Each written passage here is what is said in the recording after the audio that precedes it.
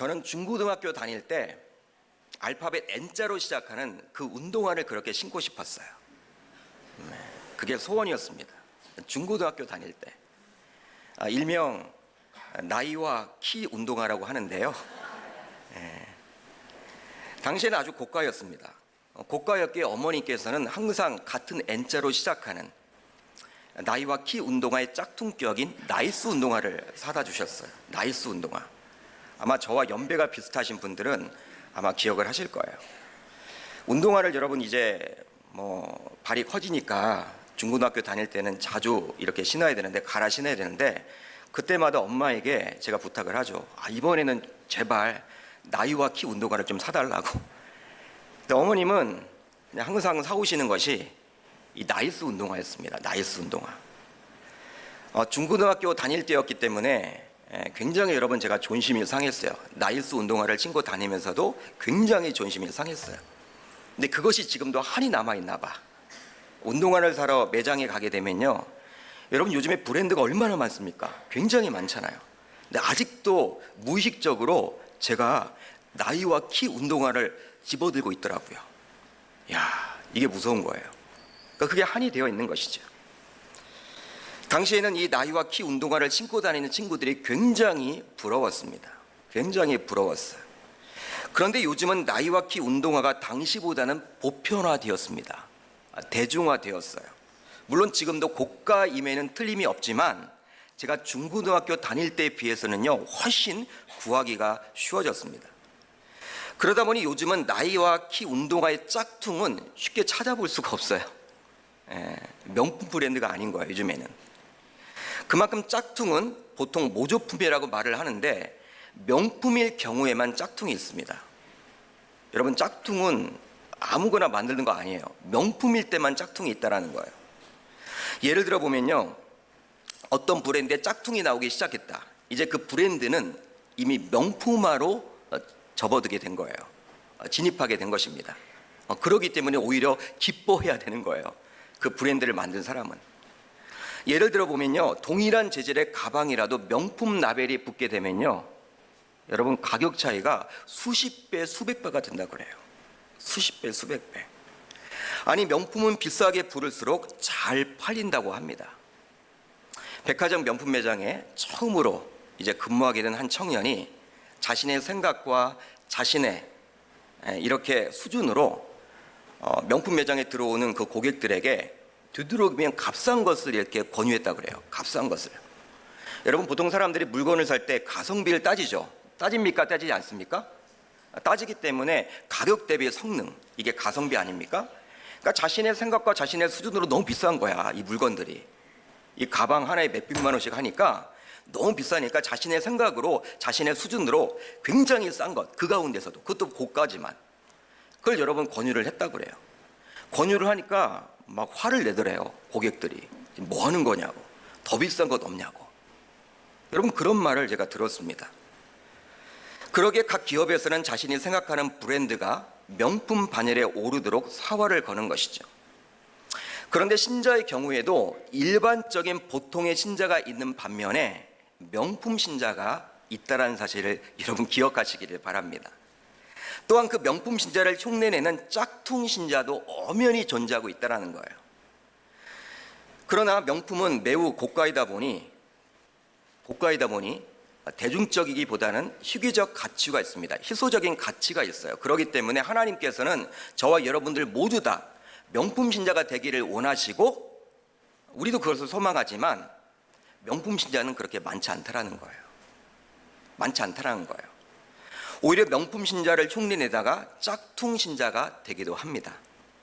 오늘 우리는 사사기 1장 16절로 23절까지를 시간 관계상 읽었습니다. 그러나 36절까지의 내용을 우리 전반적으로 한번 살펴보도록 하겠습니다.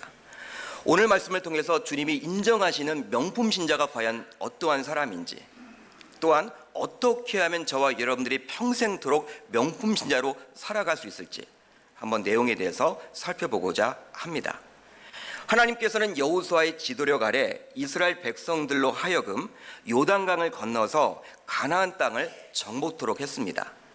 바로 그 유명한 가나안 땅 정복 사건이죠.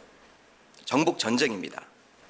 이것은 하나님께서 이스라엘 백성들에게 갑자기 요구하신 명령이 아니라 이스라엘 백성들이 믿음의 조상이라고 여겼던 아브람과의 약속을 지키기 위한 것이었어요.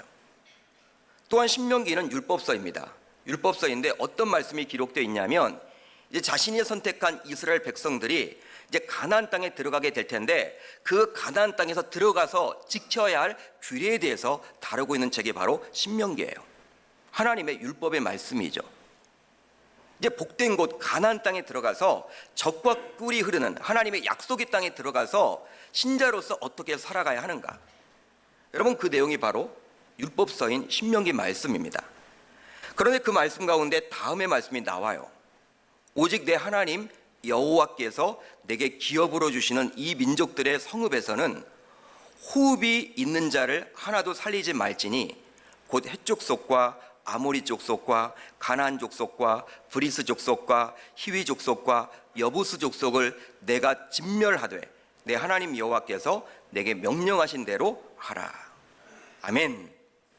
사랑의 하나님께서 희한하게도 가나안 땅에 들어가서 그 보이는 가나안 민족들을 진멸하라고, 하나로 살려두지 말라라고 말씀해주고 있습니다. 이 하나님의 말씀에 이스라엘 백성들은 순종해야만 했던 거예요. 따라서 지도자인 여호수아가 죽었지만 이 정복 전쟁은 멈추어서는 안 되었던 것이죠. 여러분, 지도자가 죽었다고 해서 이스라엘 백성들에게 맡겨진 이 사명이 사라지는 것은 아니에요. 여러분, 이것을 어떻게 설명하면 좋을까요? 산불이 났다고 칩시다. 산불. 저는 강원도에서 군복무를 했기 때문에 이 산불을 여러분들 종종 보게 되어서 산불 여러분들 굉장히 이렇게 자주 일어나죠. 강원도에 봄철에. 여러분, 산불이 일어나면요 어떻게 꺼야 될까요? 뭐 무작정 끄는 거 아니에요, 여러분들. 산불도 여러분들 끄는 법칙이 있습니다. 바로 큰 불길을 잡아야 돼. 여러분, 불도 지나가는 길이 있는 것 아십니까? 그러니까 불길이 있는 거예요, 불길. 그러니까 불길을 빨리 잡아야 돼요. 큰 불길. 여러분, 이제 소방대원들과 여러 장비들을 동원해서 뭐 민관군 합동으로 여러분 이제 산불을 끄죠. 큰 불길을 잡았다는 여러분 뉴스를 종종 듣죠. 근데 그때가 가장 위험한 거예요. 그때가 가장 위기입니다. 왜냐하면 큰 불길이 잡히게 되면 이제 그 많았던 인력들이 다 철수를 합니다. 그리고 많은 장비들이 다 철수를 해요. 여러분, 이제 잔불 정리가 남아 있는데 이제 큰 뭐 장비 인력들이 다 대거 철수를 합니다. 그러다 보면 바람이 불면 장가지사에 남아 있는 불씨들이 다시 활활 타오르게 되는 경우들이 굉장히 있더라는 것이죠.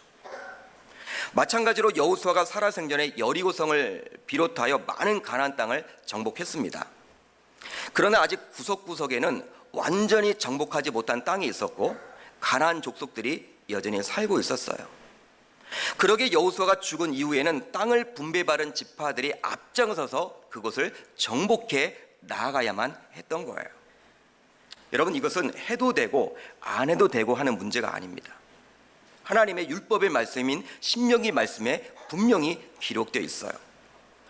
바로 하나님께서 하신 약속을 온전하게 이루기 위해서 하나님께서 친히 계획하고 준비하신 하나님의 성전, 즉 거룩한 전쟁이기 때문에 해도 좋고 안 해도 되는 그런 전쟁이 아니라는 거예요. 이스라엘 백성들이 살 곳을 마련하고 먹고 살기 위해서 이 전쟁을 시작한 것이 아닙니다.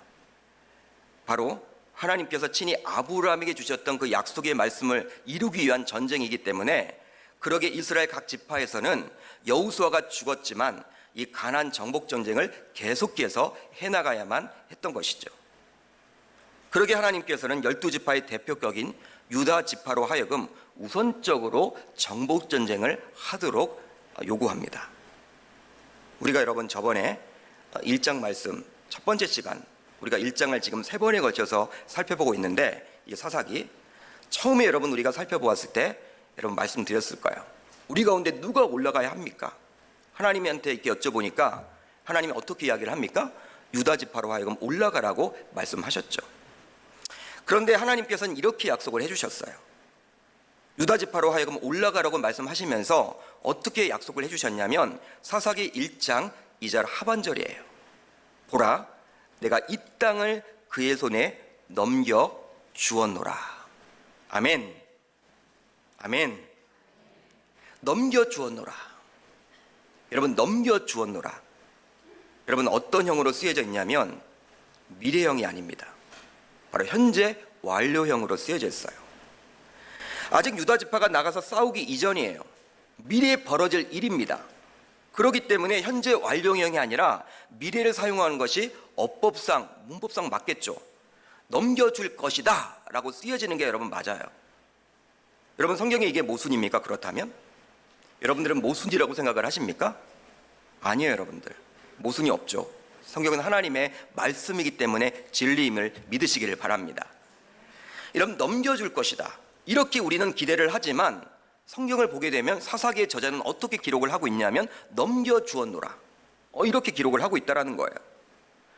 여러분, 그렇다면 어떤 의도로 사사기의 저자는 이렇게 미래형이 아닌 현재 완료형으로 기록하고 있습니까? 이것은 앞으로 되어질 일도 또 현재 진행되고 있는 일도 아니고 이미 끝난 상태라는 거예요. 이미 끝났다라는 거예요. 한마디로 이처럼 하나님께서 아직 일어나지 않은 미래의 일을 현재 완료형으로 표현하신 이유가 있습니다. 바로 무엇이냐면 이 일이 아직 이루어지지는 않았지만 이미 이루어진 것이나 다름없을 정도로 나는 확신하겠다, 그런 마음이 담겨져 있는 거예요. 한마디로 하나님께서 약속하신 일이기 때문에 무슨 일이 있어도 반드시 이루어진다는 것입니다.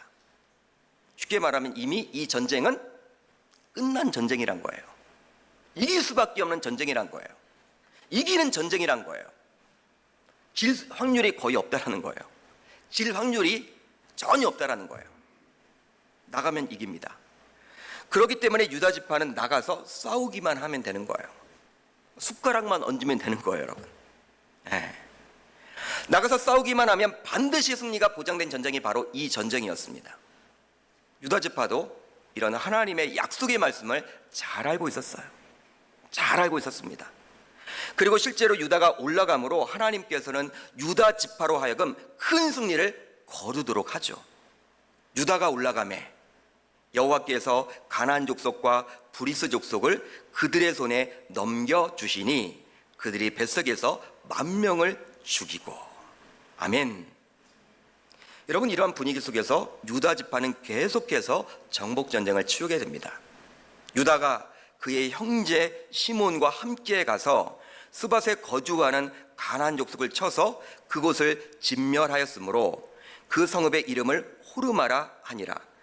유다가 또 가사 및 그 지역과 아스글론 및 그 지역과 에그론 및 그 지역을 점령하였고 여호와께서 유다와 함께 계셨으므로 그가 산지 주민들을 쫓아내었으나.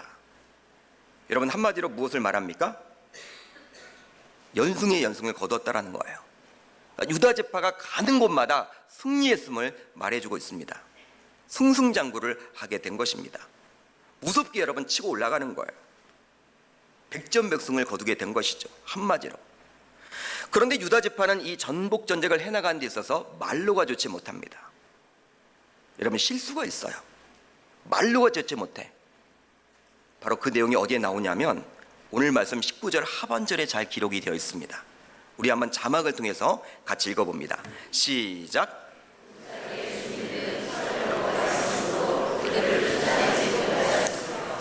여러분, 지금까지 승승장구를 했던 그 유다 지파가 갑자기 여러분 난관을 맞이하게 됐는데, 여러분 말로 이제 거의 마지막 전쟁인데 여러분 이렇게 기록이 되어 있어요.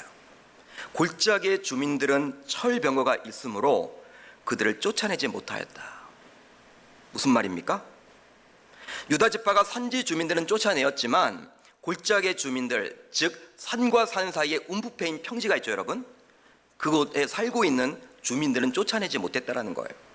근데 여러분, 원어를 보게 되면, 오늘 말씀을 보게 되면 그냥 골짜기의 주민들이라고 나와 있는데 원어를 보게 되면 우리가 일반적으로 생각하는 골짜기 사이의 좁은 평지가 아닙니다. 좁은 평지가 아니라 넓은 평지를 말하고 있어요. 어느 정도냐면 농사도 지을 수가 있고 또 가축도 목양할 수 있고 방목할 수 있고 또 철병거를 움직일 수 있는, 군사를 조련할 수 있는 넓은 평지를 말하는 거예요. 이 넓은 평지에 살고 있는 주민들을 쫓아내지 못했다라는 것입니다. 여러분, 이 19절은 사사기 1장에서 굉장히 중요한 구절 가운데 하나예요. 이 1장을 저희가 잘 이해를 하려면 19절을 잘 여러분들이 이해하셔야 합니다. 왜냐하면 19절은 서로 상반되고 다소 이해할 수 없는 내용이 나오기 때문에 그렇습니다. 여러분 19절은 이렇게 시작을 하죠. 어떻게 시작을 합니까? 여호와께서 유다와 함께 계셨으므로. 이것은 여호와 하나님께서 유다 지파와 동행했음을 말하고 있어요. 동행했다라는 거예요. 함께 계셨다. 즉 이 전쟁은 유다 지파가 이길 수밖에 없는 전쟁이었고, 그렇기 때문에 하나님께서 유다 지파와 함께 계셨음을 말해주고 있어요. 그렇다면 이런 생각을 해볼 수가 있겠죠. 여호와 하나님께서 산지에는 계셨기 때문에 유다 지파가 산지 주민들을 내쫓을 수 있었던 반면에 평지에는 계시지 않기에 평지 주민들은 내쫓지 못했는가? 여러분 이렇게 우리가 생각해 볼 수 있겠죠. 아니 하나님이 함께 계시는데 왜 산에서는 승리를 거두었는데 왜 평지에서는 골짜기 그 패여 있는 그 넓은 평지에서는 왜 전쟁에서 졌을까? 왜 그들을 쫓아내지 못했을까? 하나님이 산속에서만 계시고 평지에는 계시지 않기 때문에 그리하는 것 아닌가? 그러나 여러분 이것은 말이 되지 않죠. 말이 되지 않습니다. 왜냐하면 여호와 하나님께서는 창조주이시기 때문입니다. 여러분 창조주 하나님은요, 창조주란 것은 무엇입니까? 전지전능하시고 편지하신 분이에요. 여러분 편지라는 신학적인 용어가 있습니다. 편지가 무엇입니까? 하나님의 편지하심, 모든 곳에 계신다라는 거예요. 하나님은요 이곳에도 계시지만 우리의 가정 가운데도 계신 줄 믿으시길 바랍니다. 우리 직장과 사업장에도 엄연히 계세요. 저 북한 땅에도 계세요. 여러분 하나님의 편지하심, 그러기에 하나님께서는 산지와 평지 모두 계시는 거예요. 그렇다면 평지 주민들을 쫓아내지 못한 것은 과연 무엇 때문입니까? 무엇 때문에 산지 주민들은 쫓아내었지만 평지 주민들은 쫓아내지 못했어요? 어떤 이유 때문에 그리한 것입니까? 바로 유다 지파의 믿음의 문제라고 볼 수 있는 것입니다. 믿음의 문제예요. 유다 지파는 자신들이 보기에 이길 수 있을 것 같았던 산지 주민들, 즉 만만한 상대와의 싸움의 경우에는 전쟁을 해서 주민들을 내쫓습니다. 반면에 당시로서는 최고의 첨단 무기라고 할 수 있는 철병거를 가진 평지 주민들과는 감히 싸울 엄두를 내지 못한 거예요. 그러기에 그들을 쫓아낼 수가 없었던 것입니다. 여러분 그들을 쫓아내지 못하였으며 여러분 이 구절에는 바로 유다 지파가 평지 주민들을 쫓아낼 의지가 없었다라는 거예요. 여러분 그런 내용입니다. 그러니까 평지 주민들을 쫓아낼 의지 자체가 없었음을 말해주고 있는 거예요. 전쟁도 해보지 않은 거예요. 한마디로 그들과는 부딪혀 보려고도 하지 않은 것이죠.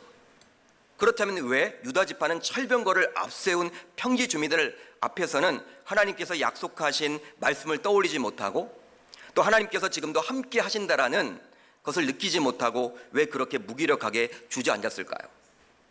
즉 철병거 앞에서 이길 수밖에 없는 전쟁이라는 하나님의 말씀을 떠올리지 못하고 100% 신뢰하지 못하고 또 하나님과 동행함을 전혀 느끼지 못한 이유는 무엇일까요? 한마디로 유다 지파의 문제는 무엇이었습니까? 여러분 유다 지파의 문제가 무엇이었어요? 두려움이에요. 두려움. 한번 따라합니다. 두려움. 유다 지파는 당시 최첨단 무기라고 할 수 있는 철병거를 보는 순간 두려운 마음을 가지게 되었습니다. 두려운 마음을 가지게 되었어요. 그리고 두려운 마음을 가지게 되자 이길 수밖에 없는 전쟁이라는 하나님의 약속의 말씀을 더 이상 신뢰하지 못하게 되었던 것이죠.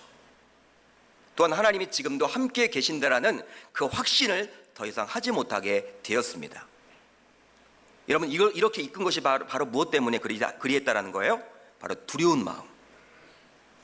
그만큼 신자에게 있어서 두려운 마음이 생기게 되면요 하나님의 말씀을 전적으로 신뢰하지 못하게 되고 그 결과 말씀에 온전히 순종하지 못하게 되는 것입니다. 그러기에 이 두려운 마음은 면풍신자가 되는 것을 절대적으로 막게 돼요. 하나님께서는 저와 여러분들을 명품신자가 되기를 원하십니다. 하나님의 마음 아니겠습니까? 부모의 마음 아니겠습니까?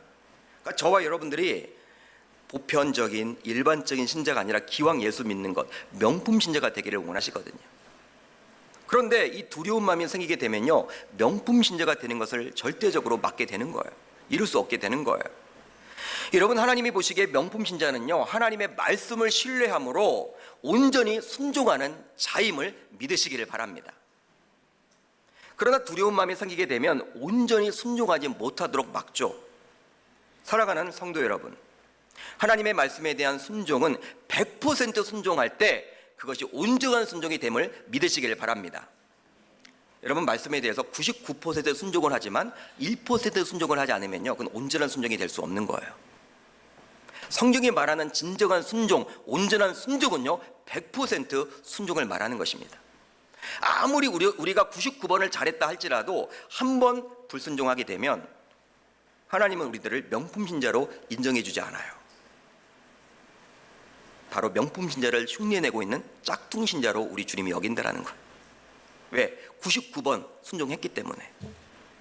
여러분, 명품과 짝퉁은요, 거의 끝 차이잖아요. 여러분들 겉으로 보기엔 전혀 여러분 분간이 안 돼요. 구분이 안 돼요. 요즘엔 여러분 모조품 짝품들을 얼마나 여러분 잘 만드는지 이 본사에 가야지만 안 돼요. 본사에 가야지만 다 뜯어봐야 된대요. 겉으로 봐서는 몰라. 우리 신자들도 마찬가지예요. 하나님의 눈에서만 보이는 거예요. 사람들은요, 명품 신자인지 짝퉁 신자인지 구분을 못해. 자신도 몰라. 잘하고 있다고 생각을 해. 그렇지만 하나님은 그 눈을 피할 수가 없는 거예요. 여러분, 정주영 회장, 고 정주영 회장을 여러분 다 기억하실 거예요. 현대그룹의 창업주였죠. 여러분, 임직원들이 와서 어렵다라고 하면 그거 해보긴 해봤어? 이렇게 물었다는 거예요. 해보긴 해봤냐? 여러분, 이 별거 아닌 것 같은 차이지만 우리 영적 생활도 그대로 여러분들 적용이 됩니다. 해보셔야 합니다. 도전해 보셔야 합니다. 하나님이 기회를 주셨대 그걸 붙들고 나아가셔야 합니다. 여러분, 이미 이긴 전쟁이라고 이미 말씀을 했지만 왜 유다 지파는 그 철입은 거를 바라보는 순간 그 하나님을 잊었냐는 거예요. 사단은요, 우리에게 그런 마음을 줍니다. 두려운 마음은 하나님이 주신 마음이 아니에요. 사단 마귀가 주는 마음임을 여러분 꼭 기억하셔서 여러분들의 직장과 사업장과 가정과 삶 속에서 어떤 일을 여러분 경험하게 될 때 도전해 보실 수 있기를 바랍니다. 보통 여러분 우리가 익숙한 것만 하려고 하죠. 내가 잘할 수 있다라고 확신이 들면 여러분 하는 것이죠. 그렇지만 신앙생활은 꼭 그렇지만은 않아요. 여러분, 하나님이 마음을 주셨다면 해보는 겁니다. 지원해 보는 겁니다. 달려나가는 것입니다. 그렇게 살아갈 때 하나님이 우리와 함께 하심으로 또 해결한 방법도 열어주시리라 저는 확신합니다. 짝퉁 신자를 넘어 명품 신자로 살아감으로 주님께 칭찬받는 계명교회 성도님들 모두 다 되시기를 주님의 이름으로 축복합니다.